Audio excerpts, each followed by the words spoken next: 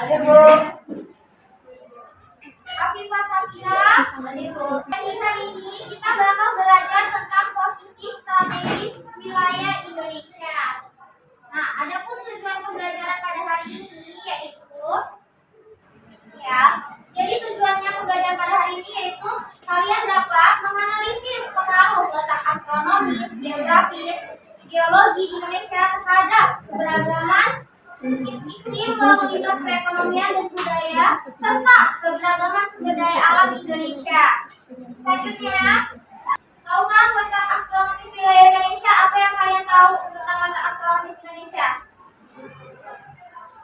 Ada yang tahu? Ya, kalau nggak ada yang tahu saya jelaskan. Jadi, letak astronomis Indonesia merupakan suatu tempat yang ditentukan berdasarkan garis lintang dan garis bujurnya. Nah, kalau garis lintang yaitu berdasarkan horizontal, sedangkan garis bujurnya yaitu dari utara ke selatan. Ini yang kotak-kotaknya ya. Paham kan semuanya? Nah, secara astronomis wilayah Indonesia terletak antara 6 derajat lintang utara sampai 11 derajat lintang selatan, serta 95 derajat bujur timur sampai 141 bujur timur.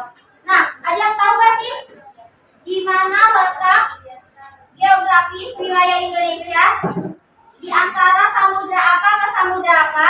Terus benua apa ke benua apa? Angkat tangan satu orang. Ada yang tahu? Ya? Ya, betul sekali Bu. Beri aplaus buat Mas. Nah, kalau benuanya ada yang tahu? Ayo, benua Asia samudra apa? Ya. Ya, betul sekali. Jadi, pengaruh letak astronomis terhadap iklim di wilayah Kalimantan Timur ini kan ada kota Kalimantan Timur ya kan semuanya. Nah, jadi pengaruh letak astronomis terhadap iklim di Kalimantan Timur membuat iklim tropis. Nah, di mana iklim tropis ini ditandai dengan adanya nih hujan harian yang signifikan seperti yang terlihat pada peta ini. Ini ada, kalau kalian lihat PPT-nya kalian bakal lihat ini curah-curah hujannya membagi 3 waktu. Apa aja yuk? 3 waktunya itu WIB, Wita, terus ya ini ya, WIB, Wita, dan WIB. WIB itu waktu Indonesia Barat, sedangkan waktu Indonesia Tengah itu Wita, dan waktu Indonesia Timur itu WIB. Ya, ini kenapa?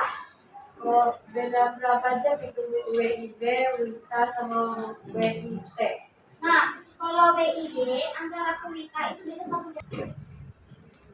Nah, jadi itu perbedaannya 1 jam 1 jam. Jadi ini makanya nih kalau di daerah dekat laut itu kadang perkembangannya lebih cepat ketimbang di daerah pedalaman. Satu orang dong bacain yang tentang biologis. Gabriel, ayo Gabriel bacain Gabriel.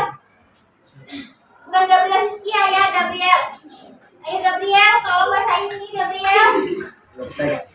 Gimana Gabriel? Efek geologis dapat menimbulkan dampak positif dan dampak negatif. Adapun dampak positifnya adalah banyaknya potensi sumber daya geologi, meliputi sumber daya lahan subur, sumber daya air yang melimpah, sumber daya mineral berupa bahan galian dari berbagai golongan serta berbagai jenis sumber daya energi yang terbarukan. Dampak negatif dari letak geologis yaitu berupa bencana geologi, termasuk dalam bencana geologi antara lain gempa bumi, erupsi gunung api, tsunami, dan gerakan massa. Ya, jadi beri atas dulu ya bantuannya.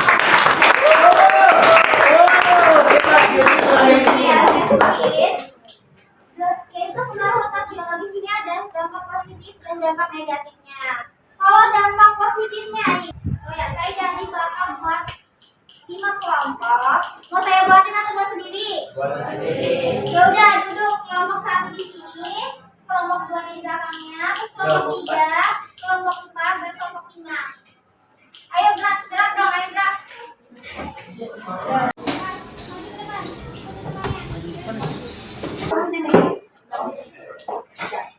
Nama-nama ya. Ya, jadi kita dapat mengerjakan LKPD atau lembar kerja peserta didik posisi strategis Indonesia.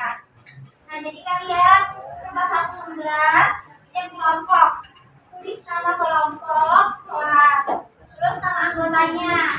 Jangan lupa. Nah, ini juga ya pakai pembelajarannya sama tujuan pembelajarannya kalian baca dulu.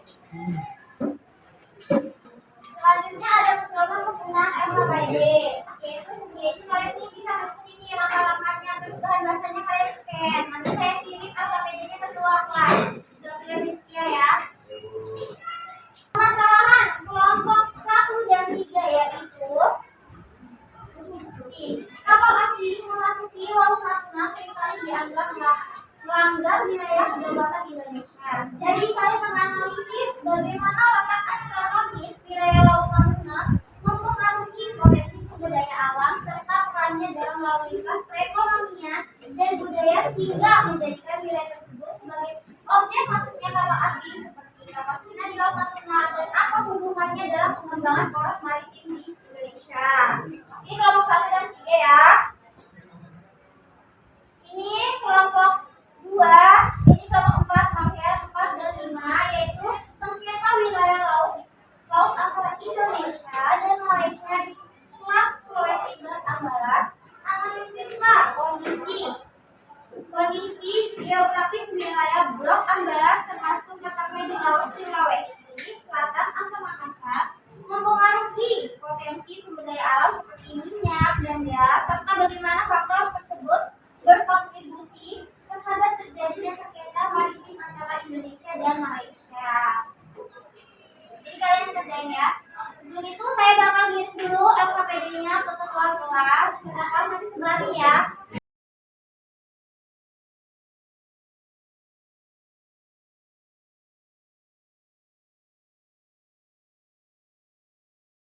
Assalamualaikum warahmatullahi wabarakatuh. Waalaikumsalam warahmatullahi wabarakatuh. Kami di sini untuk menyampaikan hasil presentasi kami. Kami untuk perkenalkan nama saya ada Sebelum Bulan. Saya Misalnya, saya Hibah Tirogerita, saya Hibah Melita, saya Pranda dari Kami, saya Kiri Sama saya berasal Jadi yang dibacakan oleh Elfani. Jawaban kami mengenai kemampuan analisis Laut Natuna, letak potensi dan strategi maritim Indonesia. Satu, letak astronomis Laut Natuna berada di antara 3 derajat lintang utara sampai 4 derajat lintang utara dan 108 derajat bujur timur sampai 110 derajat bujur timur. Posisi strategis di jalur pertemuan Laut Cina Selatan dan Samudra Pasifik hingga Hindia, dekat dengan jalur perdagangan internasional atau alur laut kepulauan Indonesia. 2. Potensi sumber daya alam, kaya minyak dan gas bumi, salah satu cadangan terbesar di Indonesia. Potensi perikanan melimpah menjadi sumber mata pencarian utama masyarakat lokal. Keanekaragaman hayati laut dan bumi, potensi ekowisata. 3. Peran dalam lalu lintas ekonomi dan budaya. Jalur strategis perdagangan global, kapal internasional banyak melintas, tempat interaksi budaya dan pertukaran ekonomi antar bangsa. Akses pintar bagi konektivitas perdagangan Indonesia dengan negara tetangga. Mengapa kapal asing atau Cina masuk? Poin sepihak menjadi Cina tahu ini dengan di Indonesia di Natuna. Sumber daya alam, ikan, minyak, gas sangat menarik untuk dieksploitasi. Posisi strategis ini sebagai jalan laut di Indonesia. 5. Hubungan dengan poros maritim dunia. Laut Natuna menjadi titik penting pengamanan wilayah maritim Indonesia. Mendukung visi Indonesia sebagai poros maritim dunia melalui keamanan maritim, yang menjaga kedaulatan, ekonomi maritim, yang eksploitasi TCA secara berkelanjutan, diplomasi maritim, yaitu memperkuat posisi Indonesia di kawasan Indo-Pasifik. Kesimpulannya, strategis dan kekayaan laut menentukan menjadikannya magnet ekonomi sekaligus arena perebutan geopolitik. Kehadiran kapal asing seperti Cina menegaskan pentingnya membuat modal poros maritim Indonesia untuk menjaga kedaulatan sekaligus memanfaatkan potensi ekonomi secara optimal. Baik, sekian dari kami. Apakah ada yang bertanya? Ya, tanya. Mengapa Laut Natuna sering menjadi sasaran masuknya kapal asing, khususnya dari Cina? Saya menjawab pertanyaan tadi. Karena letaknya strategis di jalur perdagangan internasional, kaya bersumber daya alam seperti minyak, gas, ikan, serta adanya wilayah setiap Cina dengan naik gas lain yang sumbang tinggi dalam zona ekonomi eksklusif di Indonesia.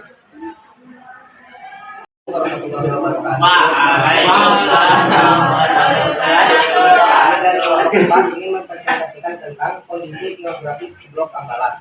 Sebelum itu, izinkan kami untuk memperkenalkan diri. Nama saya Muhammad Zidat. Nama saya Izzat. Nama saya Muhammad Fahri Akbar. Saya Aurelia Dupika. Saya sekarang berdawan. Nama saya Mulai Bayu Bertiarto.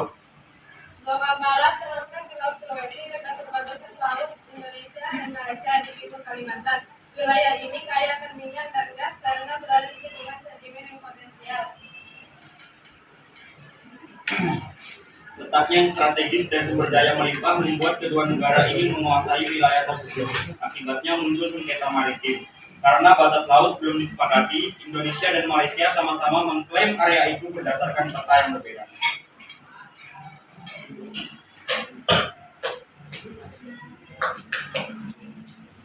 Kesimpulannya, kondisi geografis Ambalan yang kaya minyak dan gas ditambah belum jelasnya batas laut menjadi faktor utama penyebab sengketa antara Indonesia dan Malaysia.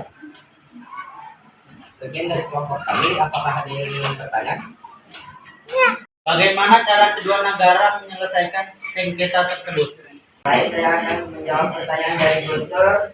Jawabannya adalah kedua negara memilih jalur diplomasi dan perundingan damai sesuai dengan hukum laut internasional. Baik, segitu saja dari kami. Kurang lebihnya mohon maaf. Wassalamualaikum warahmatullahi wabarakatuh. Waalaikumsalam warahmatullahi wabarakatuh. Selanjutnya, dua orang yang memberikan kesimpulan, cewek cowok. Ya, silakan berdiri, yang cewek dan cowoknya. Ibu, Ya. jadi saya akan memberi kesimpulan dari pembelajaran yang telah dilaksanakan. Saya dapat menyimpulkan bahwa Indonesia memiliki posisi yang sangat strategis. Letak geologis membuat Indonesia kaya sumber daya alam dan rawan bencana alam. Letak astronomis memengaruhi iklim tropis serta pembagian waktu, sedangkan letak geografis menempatkan Indonesia di jalur perdagangan internasional dan menjadikannya negara yang beragam budaya. Semua hal tersebut menunjukkan bahwa letak Indonesia sangat berpengaruh terhadap kehidupan masyarakat dan perkembangan negara. Selanjutnya, jadi kalian bakal mempelajari tentang potensi sumber daya kelautan. Yang untuk itu, ketua kelas memimpin doanya terlebih dahulu. Sebelum pulang, marilah kita membaca doa bersama-sama menurut keyakinan masing-masing. Berdoa dimulai.